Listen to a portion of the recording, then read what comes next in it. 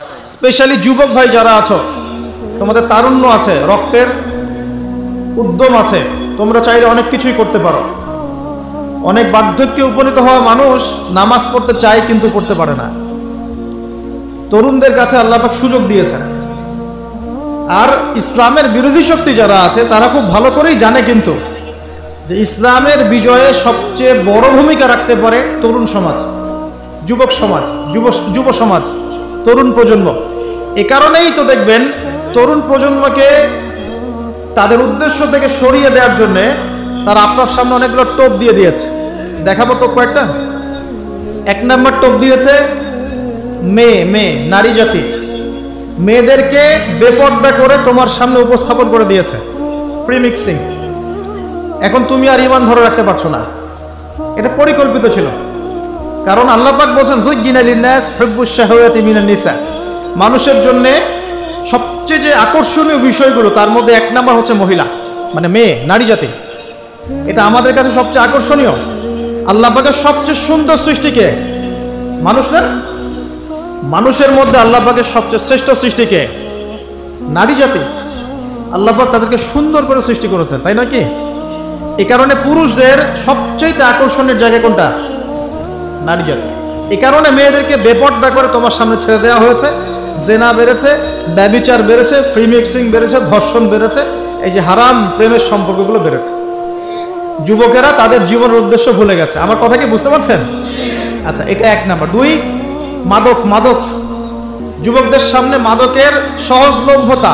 চাইলেই হাত বাড়ালেই মাদক, হাত বাড়ালেই ইয়াবা, হাত বাড়ালেই ফেন্সিডিল, হাত বাড়ালেই হেরোইন, তাই না? কথা ঠিক না বেঠিক? যদি কেউ চায় যে আমি আজকে রাত্রে মাদক খাবো, সে পারবে, হাত বাড়ালেই পারবে। এখনকার সমাজ এমন, যদি কেউ চায় যে আজকের রাত্রে আমি পতিতালয় গিয়ে রাত কাটাবো, সে পারবে। 500 টাকা 1000 টাকার বিনিময়ে মানুষ এখন জেনা করতে পারে না? 5 টাকা 10 টাকা 50 100 টাকা দিয়ে মানুষ এখন ইয়াবা কিনে খেতে পারে। আর যারা সীমান্তবর্তী অঞ্চলে আছেন তারা আরো ভালো জানেন আমার কথা কতটুক সত্য কতটুক মিথ্যা। যুবকদের সামনে মাদক এমনি এমনি দেওয়া হয় নাই। উদ্দেশ্য কি? তোমার দ্বারা ইসলামের বিজয় সম্ভব ছিল। মাদক সেবন করায় তোমাকে সরাই দিয়েছে ওই রাস্তা থেকে। কথা বুঝতে পারছো? খুব সতর্ক। 3 নাম্বার, জুয়া। তোমার সামনে জুয়া দিয়ে দিয়েছে। জুয়া, ফুটবল বিশ্বকাপ হইলে জুয়া, IPL হইলে জুয়া, BPL হইলে জুয়া, ফুটবল ফিফা হইলে জুয়া। জুয়া খেলে না মানুষ। আর যে যুব সমাজ তাদের জীবনের উদ্দেশ্য জানে না, তাদের পক্ষেই সম্ভব এইসব মেসি, আর্জেন্টিনা, ব্রাজিল এইসব নিয়ে ব্যস্ত থাকা। যারা নিজেদের জীবনের উদ্দেশ্য জানে তাদের জন্য কোশ্চিন কালেও এখানে সময় নষ্ট করা সম্ভব না। দুনিয়ার জীবনটা কি খেলতামাশা? দুনিয়ার জীবনটা কি খেলতামাশার জন্য? আল্লাহ পাক যে হায়াতটা দিয়েছেন, ধরেন 50, 60 বা 100 বছর, এই হায়াতটা কে দিয়েছেন? এই সময়টার মালিক কে? তাহলে আল্লাহ যদি সময়ের মালিক হয়, আমি কেন সময় 1 ঘন্টা অপচয় করবো ওখানে বসে বসে? এই সময়টাকে আমার নাকি? সময়টা আমার বাপের নাকি? সময়টা কার? আল্লাহর দেওয়ার সময় আমি টিভি সেটের সামনে বসে বসে 1.5 ঘন্টা নষ্ট করে ফেললাম। খেললো 2টা দল আর তালি বাজাচ্ছে আমি, মাশাআল্লাহ। কালকে দেখলাম কক্সবাজার থেকে আসার সময় রাস্তা ব্লক, পুরা একটা দল জিতেছে, পুরো রাস্তা ব্লক, হাঁটা যাচ্ছে না, মিছিল, পাগলের মতো মানুষ মোটরসাইকেল নিয়ে ছুটছে, গাড়ি নিয়ে ছুটছে, সিগারেট খাচ্ছে, আরো যে কি খাচ্ছে, মেয়ে নিয়ে ঘুরছে আর একটা পতাকা নিয়ে ঘুরছে। যে দেশের পতাকা নিয়ে ঘুরছে ওই দেশ জানেও না মনে হয় যে এই দেশে এই আমার সাপোর্টার আছে। হ্যাঁ, আর খেয়াল করে দেখবেন এই আয়োজনগুলো এখন করানো হচ্ছে মুসলিম দেশগুলোকে দিয়ে। মানে মুসলমানদের অবস্থা দেখলে এখন মনে হচ্ছে সুবহানাল্লাহ, যে হারাম একটা কাজকে জায়েজ করার যে কত তরিকা বের হয়েছে এখন। একটা মুসলিম কান্ট্রি জিতেছে, মানে ভাবখানা এমন যে এই জেতার ফলে আমরা ইসলামী খেলাফত কায়েম করে ফেলেছি। বিষয়টা কি জানেন?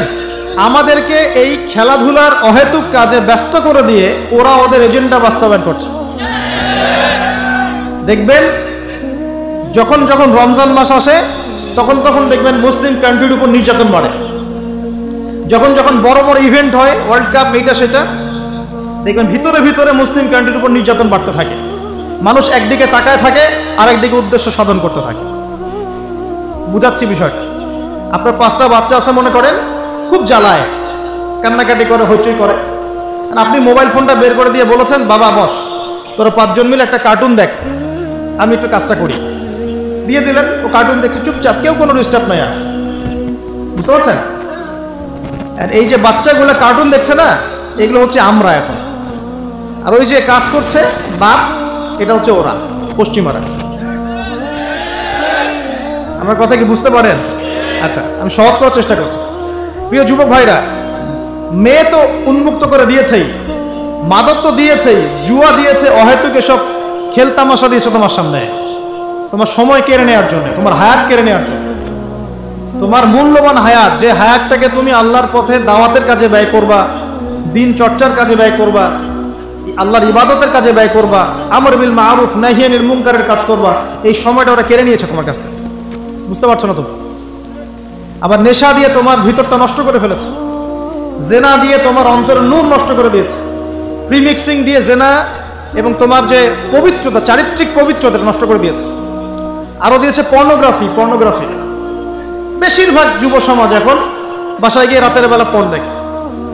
দেখা যায় সারাদিন ভালো কাজ করে, বাসায় গিয়ে রাতের বেলা পর্ন দেখে। পর্নোগ্রাফি দেখে না বা দেখে নাই কখনো, এমন একটা ছেলে খুঁজে পাওয়া যাবে না।